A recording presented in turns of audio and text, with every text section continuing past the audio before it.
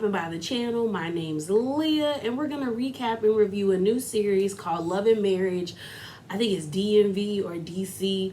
It's one of the newest shows on OWN, and this is season 1, episode 1. I want to apologize in advance if my energy is kind of low. I'm just in like a somber yet disheartening mood after all the things that transpired yesterday in New York. And I kind of debated whether or not to do this video, but I was just like, well, it'll get my mind off of things. I'm an overthinker and I have anxiety. So I said, let me watch this show to get my mind off of things. So I just want to apologize in advance if the vibe is off. But yeah, let's get into it. Let's get one thing straight. I'm probably not going to like your fave. That's just what it is. I don't know these people personally, so I don't need y'all in my comments defending these people like I have a vendetta against them, because I don't, because I see the way y'all act when it comes to the cast of Love and Marriage Huntsville, so I don't need none of that energy. Like, you can be in my comments and you can have a discussion or a debate, but if you start to get slick at the mouth and get nasty, I will block you. And you can go to someone's other page and they'll probably block you. So keep that energy to yourself. Y'all already know, if you've seen my videos before, if I found something on my timeline that I want to talk about, we talk about it before we get into the video if I don't feel like it deserves a full video with itself. So Monique was on Carlos King's new reality, it's like his new talk show where they talk about pop culture and reality TV and things of that nature. His first 2 guests were Melody and Monique. So he asked Monique about Giselle, where they were asking him, on his actual podcast, he listed his favorite or his iconic housewives, and Giselle was one of them. So a caller I guess wrote in, or a viewer wrote in, and basically was like, Monique, how do you feel about Carlos saying that he likes such and such? So we're gonna play the clip so you guys can see it, and then I'm gonna tell y'all how I feel about it, and then we're really gonna get into the review. You reach out to me on social media or in person, because y'all be stalking a brother. It's like you're calling a hotline for answers to your reality TV questions. So I have the King Hotline where I'm going to do just that. Here's our very first viewer question. On your podcast, Carlos, Reality with the King, you listed your top 10 greatest housewives of all time. Monique's former castmate, Giselle Bryant, was on the list. The question is, Monique, do you agree? Y'all shady. Do you agree with this? And do you feel slighted that you weren't on the list? Well, you're entitled to your wrong opinion. No, in all sincerity, as a viewer and as a producer, you're going to look at things differently, right? So as a viewer, if you're the person that is bringing all the drama and causing all issues because you're miserable, you don't know how to dress, you can't keep a man, if that's what you're going off of, then yes, she should be on the list for having the most men for the most seasons. But when it comes down to it, I really felt like Karen should have been in that position, because let's be real, Karen provides the storyline. So that's just my opinion. I could have been on that list too, though, even though I only had 4 years in. My binder should have been on that list. Oh, your binder is the greatest prop of all time on the Housewives. Here's my thing. Monique is allowed to feel the way she feels about Giselle or anybody of that nature. But what is annoying, like I've said before, is that she has this air of that, she's not pressed about what happened 3 years ago, but she still is.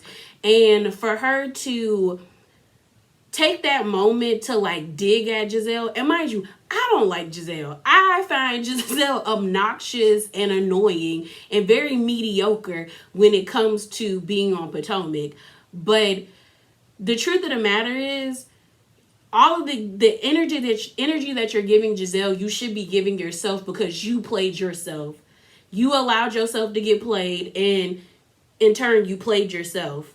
That whole read about Giselle can't keep a man, who cares?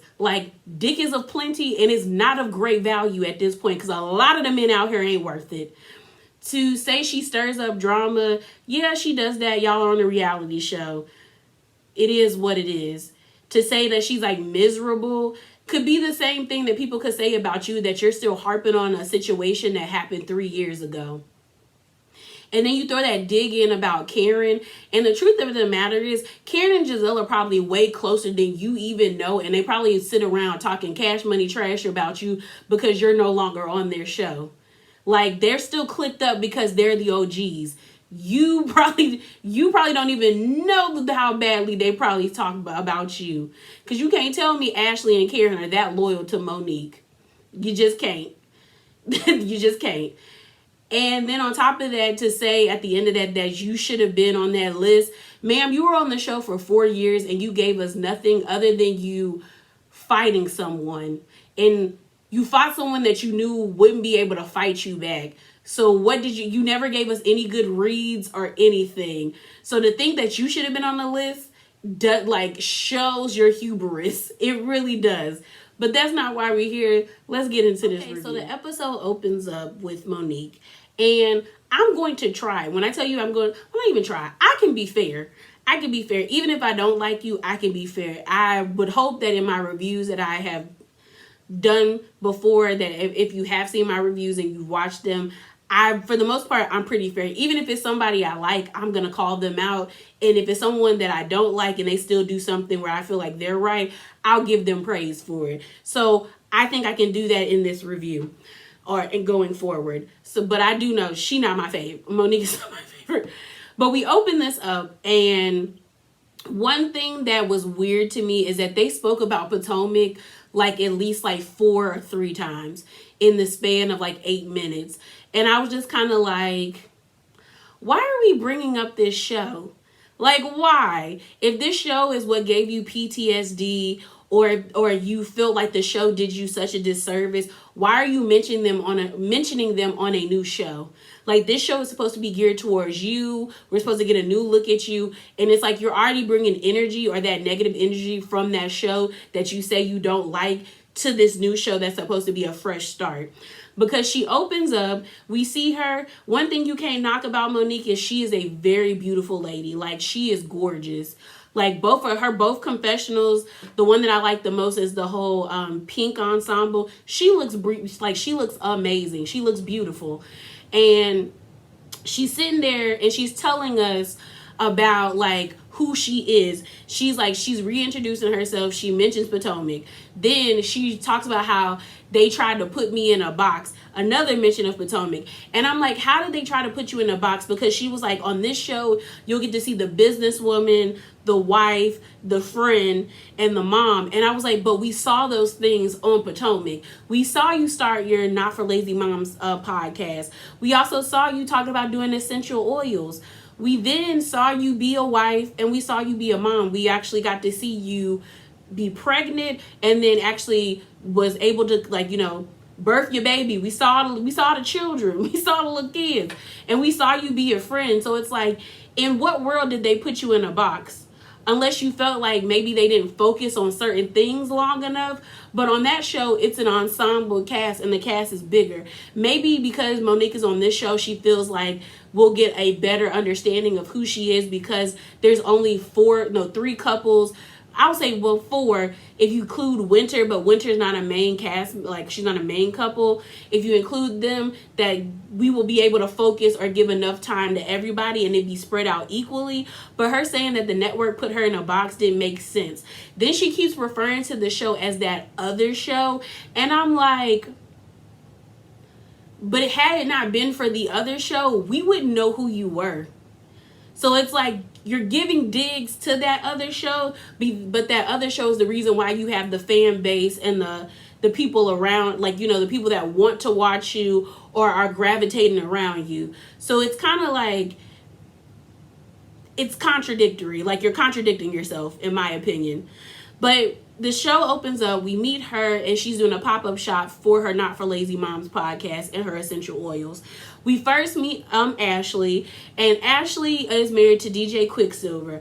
Honestly, one of the reasons why I was kind of interested in this show is because, if you don't know, I grew up in Northern Virginia. I'm only a metro ride from DC, and I've always heard DJ Quicksilver's voice. So I kind of was oh, I wonder what he'd be like. You grow up listening to somebody on the radio for so long, you kind of get interested in hearing okay, I wonder what they do in real life, you know, with the family and stuff. But Ashley is beautiful. She, her and DJ Quicksilver have been married for, I think they said 13 years, and they have 2 kids. And she has like 2 businesses, a podcast. That's how her and Monique got to know each other, because she has a mom podcast just like Monique has a mom podcast. And then she also says she has something dealing with her daughter where it's like fashion based, where they dress up kids and stuff like that. We then see, I think it's ERANA. I think I'm saying Irene. I think it's Irene. It's just not spelled like Irene, but it's Irene. I was about to call her ERANA. It's Irene. We meet Irene. Irene and her and her husband, Jamie, are like the oldest on the cast. They've been married for 26 years. Jamie has a entertainment business called JJ Entertainment, where I guess they host massive parties throughout the year and like different events and stuff like that. But the way her and Monique know each other is she slid into the ladies' DMs after she saw like how good, like they were blowing up on TikTok, and she wanted to get to know them more because she wants to be elevated like they are. Which when she said that, I was like, girl, I'm gonna keep what I got in my mind to myself. But like all the things that people have said about you trying to climb the ladder, you kind of told on yourself right there. But I was just like, oh, okay, cool. So that's how they all know each other. We then meet Winter. Winter got her head shaved on the left side with bundles. And mind you, she's not a bad looking woman. She looks very pretty. The thing about it is that like I haven't seen that hairstyle, I want to say since like 2009, 2010. Like I remember when that hairstyle used to be real famous, and people would get like fade designs on the side that was shaved, and then the bundles would be different colors, or they would do like how Winter has it with just one solid color. But it was just like what Ashley said, like when women start doing stuff like that, it kind of means something's going on. Because I'm like, no one wears their hair like that anymore. It's either you go full bald or full fade. You just don't do half your head. But we find out that Winter and Monique know each other because their husbands played on the Washington team. It used to be Washington Redskins, but that's offensive, so we changed the name. I think it's called Washington Team or Washington State, something like that. I don't know. But both of their husbands played on the team for a few years, so they've known each other for almost 16 years. And she is going to be the guest speaker at Monique's event. So she lets us into her world on the first, like in this part. And I guess her thing was talking about life after divorce. They never really explained. They just said she was the guest speaker, but they didn't say like what she was speaking for. Like, and when I say speaking for, it's like, you know, normally they're like, oh, this event is geared to like women's empowerment or life after marriage or something like. They just introduced her as Winter. So we found out that Winter is a mom of 4. She, like I said, was married to an NFL player, but that's her ex-husband. She ended up divorcing him after she found out that he was having an affair with one of their nannies, got the nanny pregnant, and then she also found out that there was another child that he had out of wedlock in their affair. So she divorced him. We see while she's talking, Ashley's being petty and basically being disrespectful, and talking about how she's bored and how she was just kind of like, you know, I don't like when I get bored, I drink. And she was like, I'm 4 cups in. So I guess the event was boring to Ashley. But I felt like if you're sitting that close to somebody, pay attention. Even if you think you're bored, like even when you are bored, still pay attention and give the person that's on the stage respect. But Ashley was being petty. So then after Winter does her whole thing, there seems to be like there's some shade being thrown back and forth, more so on Ashley's part as it pertains to Winter. Like when Ashley saw Winter, Ashley's main thing to focus in on was like her hair, and she was like some up with her, and I guess they know each other a little bit, kind of in a roundabout way, because Ashley is married to DJ Quicksilver. He's a DJ. He clubs that he does like parties at events. He's at the club. Winter said that's how she knew him. She was like, she doesn't personally know him, but she's bumped into him a few times, and that's how she knew who Ashley was, because Ashley sometimes be at the club. They then talk about Monique brings up like her bad experience again. Like this was like the 4th time about RHOP and how like they have real couples, real friendships over here. And I'm like, you could have had that over there, but that's not what the show is predicated on. The show, like, this is the part that bothers me about when women get on Real Housewives. Real Housewives, yes, it's supposed to show women with their families, and we're supposed to see a friend group, but it also is supposed to be messy. Like, there's supposed to be some slick shade underneath it. And I feel like Monique was just mad that the clique never let her in. Because had they let her in, she wouldn't be on this show. She would not be on this show. So we then find out that Irene and James have been married again for 26 years, and they're going to have their wedding anniversary. They're going to have a party. I got annoyed by Ashley and Monique, because Monique's like, we need a Q&A. And Irina was like, I want to call her Irina. Irene was like, no, we like to party. Like, when you come to our events, like, we turn up. Like, and my thing is, like, she's not your counselor. She's not your marriage counselor.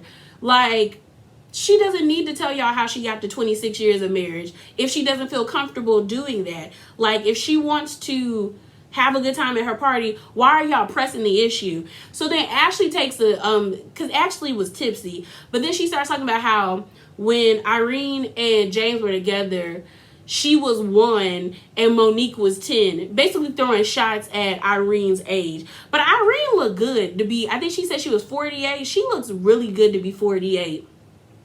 And Ashley was just doing too much. She was twerking on Monique, trying to tell, because Irene was like, oh, I need to figure out what I can get him for our anniversary. And Irene was like, you got to shake your butt on them. Basically saying you got to wake your man up with sex with a booty dance.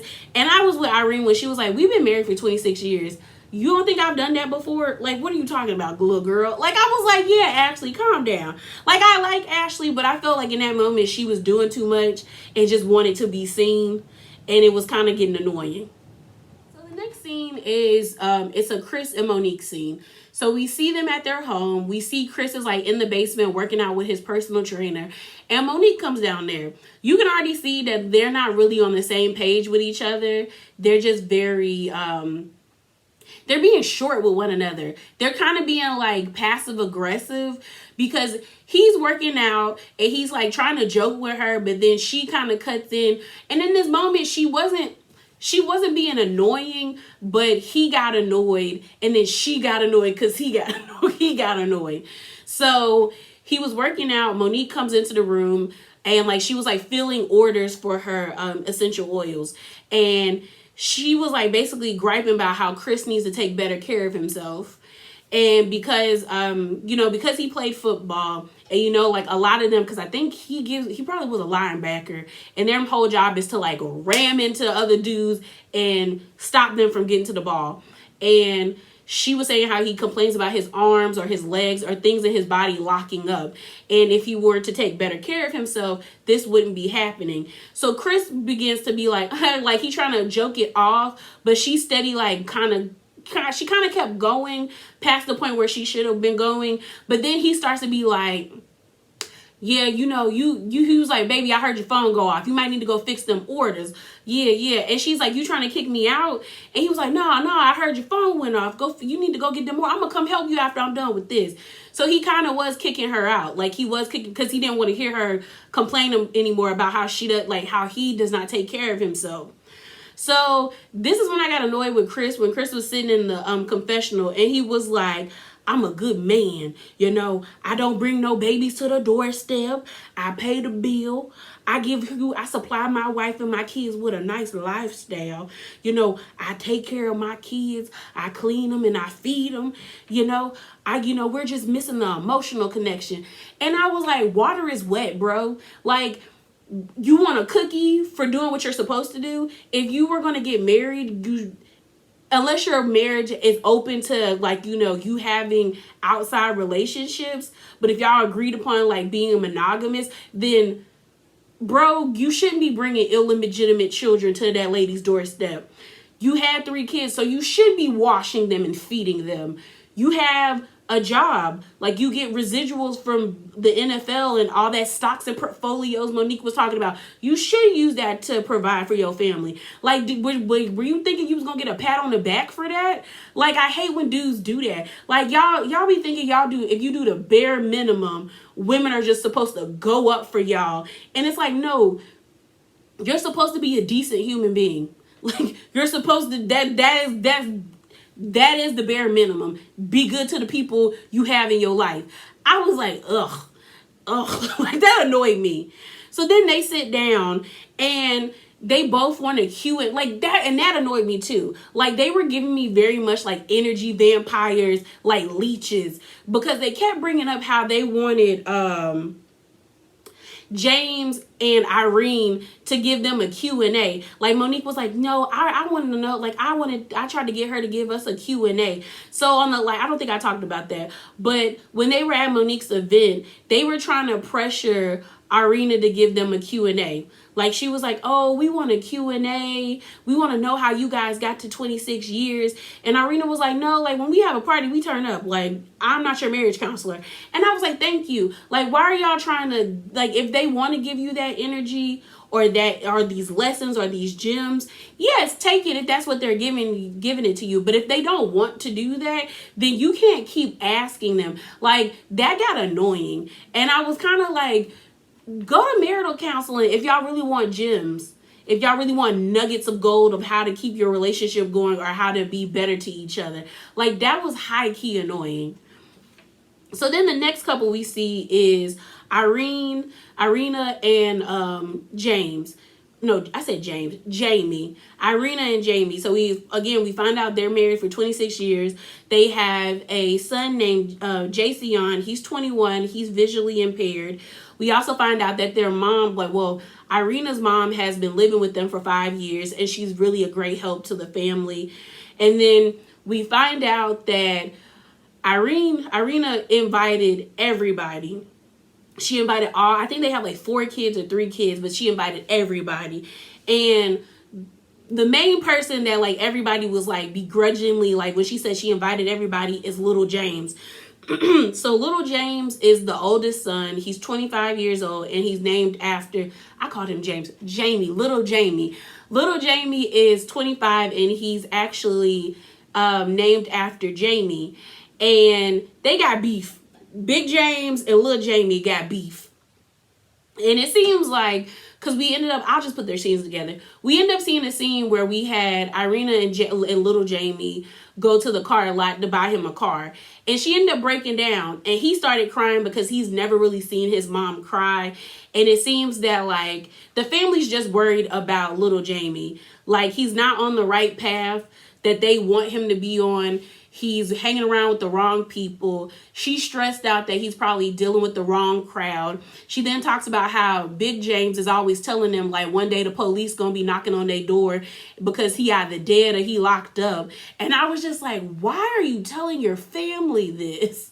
Like, granted, I get it to get people to understand how serious the situation is, but to constantly tell people over and over that, like, they're gonna get a knock on the door from the police that, like, their child is dead or locked up, that causes anxiety and stress. And you can tell that Irina is stressed out about her children. Like, you can tell that she's stressed out. Like, she started crying, and I actually thought it was kind of sad that, like, little James was like, he never seen his mom cry. And it's like, he's 25. So I was like, in those 25 years, they've never seen her cry. That's why Black women got to let go of that whole strong Black woman archetype, or that kills a lot of us. That kills a lot of us, because sometimes you can't be strong. Sometimes you need to break down. Sometimes you need to cry. Sometimes you need to ask other people for help. So, like, for him to be 25 and never see his mom cry, because I've seen my mom cry. And it sometimes it's like, you know, for good things, sometimes it's for bad things. But it's like, to never see that, it's kind of like you look at your mom as invincible and then you don't give that person grace. And it's like, she needs that grace. Like, you need to understand that you're hurting her and she's human. Like, she's not this statuesque figure. And yes, she probably is strong. But, like, that's not, like, you can't, we got to break that. we gotta break that, because that's not, I was about to go on a whole rant about that. But she was like, she wanted little Jamie to take this time to come to their anniversary because they invited him to the anniversary party. And she was like, I want you to show up, so this would be an olive branch to you and your dad. Because I guess, they stated in the episode that little Jamie and big Jamie haven't really been cool since he was teenagers. Like, they've never been able to get on the right track. And they hadn't spoken in almost 6 or 7 months before the actual anniversary party. So Irina was trying to, like, I called her Irene. I say Irene, Leah, Irene. I'm so sorry. Irene basically invited him as an olive branch, and she was hoping that he would take it and show up to the actual party. So then we go to DJ Quicksilver and Ashley. We find out, again, they've been married for 13 years. They got 2 kids, a 14-year-old and a 9-year-old. Ashley is trying to stress that, like, she feels like a single mom in a marriage because Quicksilver is so engrossed in his life, like in his work. Like, he even said that he uses working as a coping mechanism, which you shouldn't do that, and that's like a toxic cycle. But she was just like, I have so much, like, she's trying to write this book, but she can't write the book because she's taking care of the kids, and she's just like, I need help. And he was like, I want to help, like, but then he thinks about how, like, his job is how they are able to have this lifestyle. So in his mind, he doesn't know how to compartmentalize and spend time with his family that they're desperately wanting from him. But he said that he would try to, like, make time for them, which he needs to, because you don't want to look up one day and your kids are in their 20s and 30s and you know nothing about them or have any moments because you was always working trying to afford them a lifestyle that they wanted. Honestly, kids can go without for certain things, but they can't go without your love or your time, because time you can't get that back. That's priceless. So hopefully he gets better. It's still, and then one thing I will say, Ashley and, like, I guess we're gonna get more about their lifestyle, but it seemed like Ashley decided to stop with her dreams and latch on to his, and that's her fault, and she shouldn't have did that. Because when she said she dropped out of school to be with him or to help him with his dreams, I said, you did what, sis? You really dropped out of school. You dropped out of school to help him with no, ma'am. I hate when I hear people do that, especially women. Like, bro, stop doing that. Stop, because most of the time it's not worth it. It really isn't worth it. But I mean, it worked for her in the sense, like, she's with her husband, she seems happy, but 9 times out of 10, it's not. So follow your dreams, lady. Follow your dreams. So it's the night of the anniversary party. I will say Jamie and Irene looked really pretty. They looked like, both of them look handsome. He looked good in his all black suit. She looked good in her fur. The kids, because I think we didn't get to meet the daughter, but we met Jason. He looked good too. And then we got to see little Jamie actually came, because they were worried about him coming, and he actually came. And he looked good. They had a talk where Big Jamie was just like, we love you. And I was glad that little Jamie was like, sometimes I need to hear you say it instead of you showing it, because oftentimes you need to hear your people say, I love you. But Big Jamie said, I love you. We just want you on the right path. But what we find out is that little Jamie had been smoking a lot, to the point where he was, I guess, being controlled by the weed. And on top of that, he was hanging around the wrong crowd and getting mixed up into some bad things. So, excuse me, they just want him to be on the right path. We find out that Big Jamie's parenting style is based off of the way he was raised in the 80s, that his dad was very tough on him, but he was always right there. And Jamie says, I credit where I am today because of him, because had he not been on me, I probably wouldn't be here. So I guess they want the same success for little Jamie, but little Jamie is like, y'all treat me like a child. So it seems like he's trying to break free and find his own independence, but it also seems that little Jamie hasn't shown his parents that he can do it alone. But his parents seem to be like, the parents don't want him to hit rock bottom, because they're afraid that his rock bottom might be jail or death. So they're always trying to, like, catch him before he falls. And unfortunately, that's probably might be doing a detriment to him. But I was glad that he showed up because it seemed like they wanted him there. Although it didn't make sense to me that, like, he popped up. Irene points him out to Big Jamie. Big Jamie in the confessional got an attitude talking about he here. I hope he don't do nothing to piss me off. And I was just like, dude, you've been complaining and saying that how you want him to be there. And then when he shows up, you got an attitude. That didn't make no sense to me. I was like, you need to check that. You need to check that energy. Because you can't say you want your children in your life, and then when they come and they don't show up in the manner that you want, you push them away. That's how a lot of y'all be ending up dead and alone. And then be upset when you can't be in your children's life. You better chill out. You better chill out. You better chill out. So, before we got into them, Chris and Monique and Winter are the first ones to be at the party, who are a part of the cast. I will say for Monique to be on Carlos King's whole thing, talking about how messy Giselle is and how she's like a producer playing and all that stuff, she and Chris are doing the same thing Giselle does on RHOP. They are prying into Winter's life. Like, the lady didn't even get to drink her drink before they started asking her questions. So we end up finding out that Winter has another husband. She has, like, I think he's not her ex-husband, but he's her husband now. His name is Kevin. And I guess there's, like, I thought it was going to be marital, like he had an affair. But based off the trailer, it sounded like he's scamming. And some things have transpired. So supposedly, Winter got hit with a mysterious message from this woman, and she said the message rocked her world, and she tried to confront Kevin about the said message, but Kevin wouldn't budge. Like, he didn't want to talk about it, so she said she was done, and he ended up leaving, and we found out he like close to 60. He ended up leaving, getting into, like, you know, and going back to his parents' house. And Monique was like commending Winter, saying that, like, you know, I admire the fact that, like, when you want to leave, you chuck the deuces and you out. And Winter's like, you know, I believe people when they show me who they are. And my thing is, like, that's okay, Winter, and I agree with that, but it seems to me that you might not have done a lot of soul searching after you got with your ex-husband, after you left the NFL man, because you 2 for 2. You're 2 for 2. But I could be wrong going forward. It might, you know, you might have done it. But from what you're giving me, it seems like it's something. It's something. Because I was like, it was weird to me that we started the episode out and Sis was talking about her first ex-husband, and we didn't even know she was, like, still married. And she said they were about to celebrate their 1-year anniversary when this mysterious message came that rocked her world.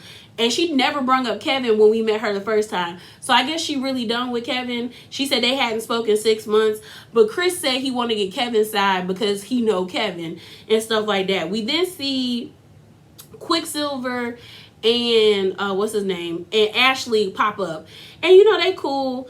That's when we found out Quick was talking about how it was a coping mechanism for him to work. And then Ashley and Monique are still steady pressing about how they want to, like, force what's her name?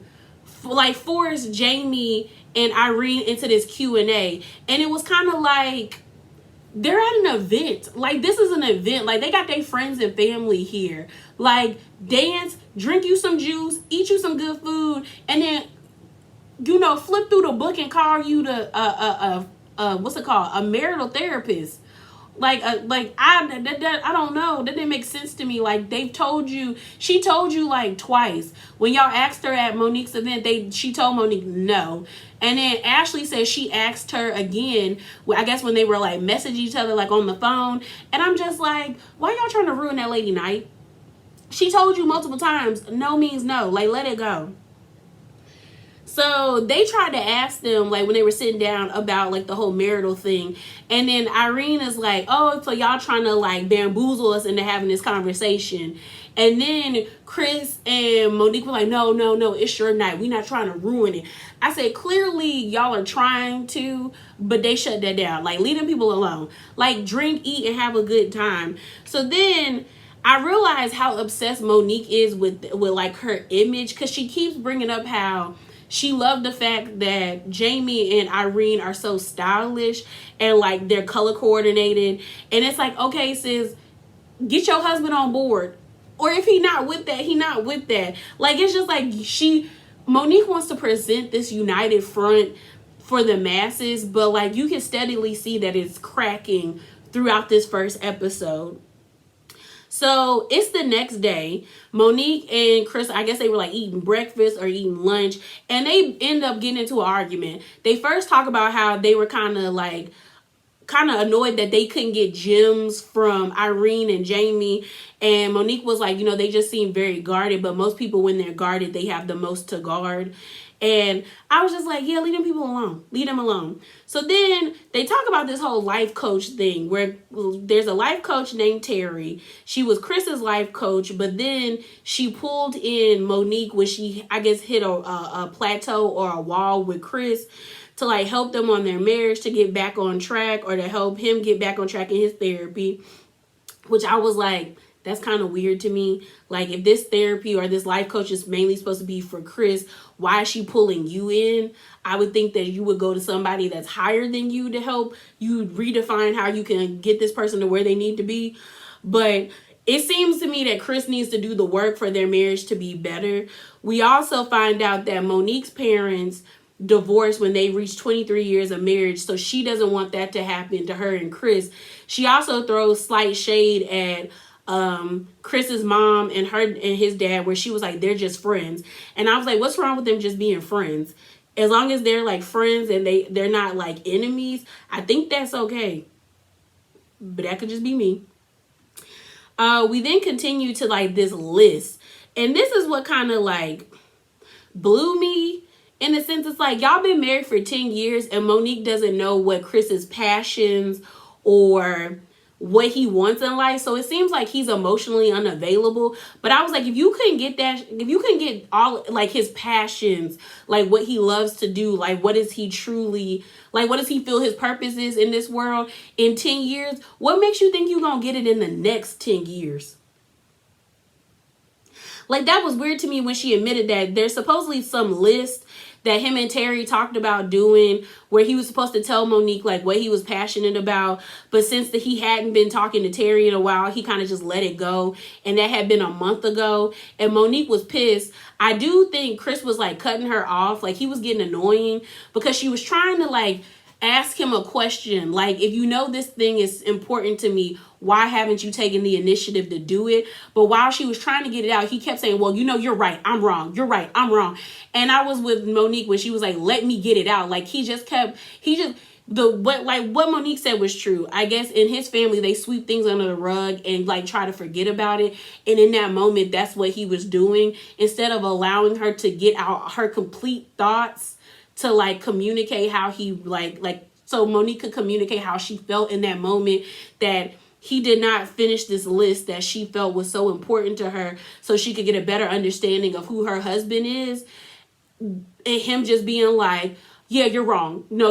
I'm wrong. You're right. I'm wrong. You're right. Let it go. And then he kept saying like, I just need you to be patient with me. If it's worth the wait, then like, it's worth the wait. And I was with Monique, but she was like, but I've been waiting 10 years. And then I'm looking at Monique like, if you've been waiting 10 years and nothing's changed, then maybe it might be time for you to chuck the deuces, because you don't seem too happy.